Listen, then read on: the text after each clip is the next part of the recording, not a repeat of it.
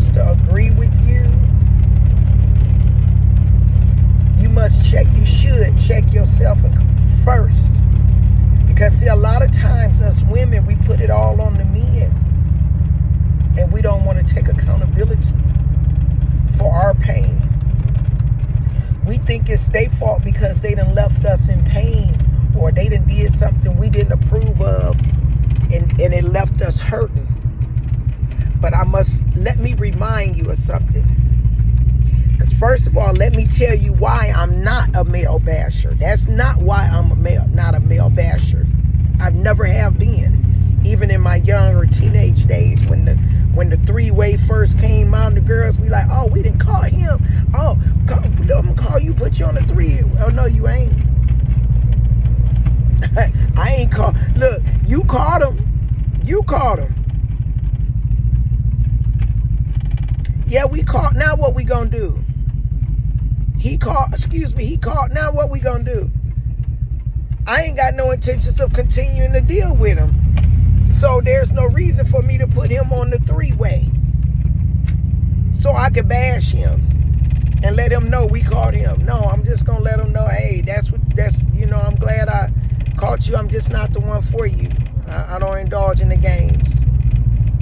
Yeah. So if you want to continue on to do that once you caught that man, guess what?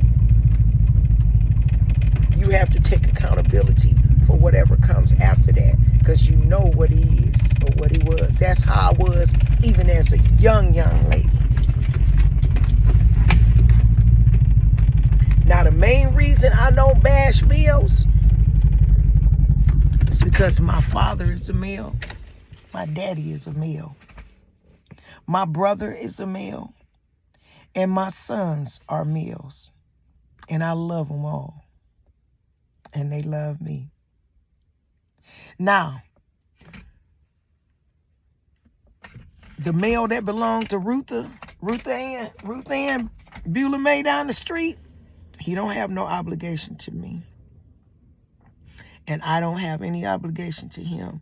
So our engagement is one of mutual consent. Now, the Bible tells us, women, to guard our virtue. That means guard this thing that's down here. Keep your legs closed.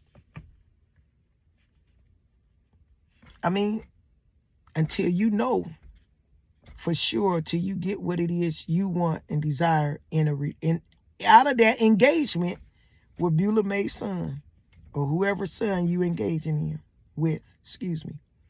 Now, if you decide, because a lot of I'm grown, be grown. But don't go to crying after when he leave you in pain. See, that's your accountability right there. When you broke down, you hurt, and you crying, that's what you should remind yourself of. I'm grown. So you don't tell me to keep my legs closed. Huh? That's your accountability right there. Don't go to bashing that man because he didn't play you. You grown. Feel me? You're grown. That man didn't ghost you. You grown. You knew that if you gave that man, if you open your legs up and that you met this man 1 week, 2 weeks, and you done gave him some, he ain't gonna stick around long for what? He done got what he want. And especially if you grown, you supposed to know better. So, as a reminder, I am not a male basher. I'm a truth dealer. And a lot of us women don't want to accept our truth.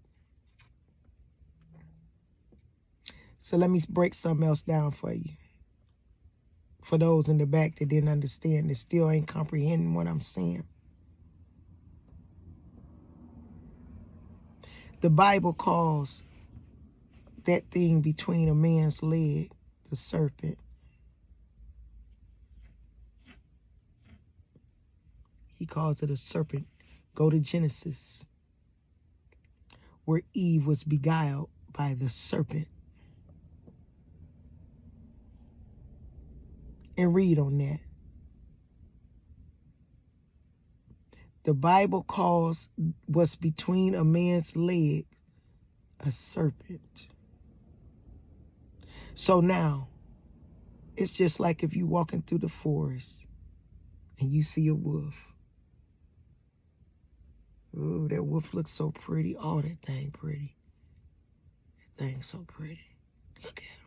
I just want to rub. You just want to rub that wolf. You want to pet that wolf.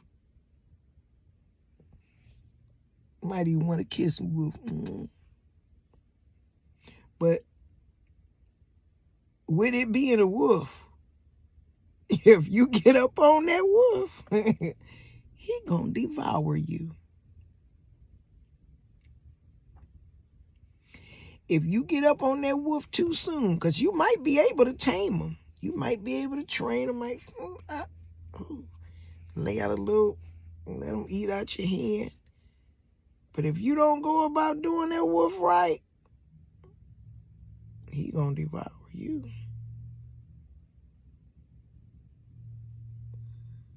If that wolf ain't tamed, he gonna devour you. It's the same with that serpent. We all know what serpents is capable of. But if you get in that, you indulge with that serpent too soon. And that serpent ain't tamed. You don't have that serpent tamed. And what I mean by tame, it takes time to tame anything, but especially a serpent. See, a serpent, the difference between a serpent and the wolf. Let me tell y'all the difference between the serpent and the wolf. One is a mammal and one is a reptile. Reptiles don't think.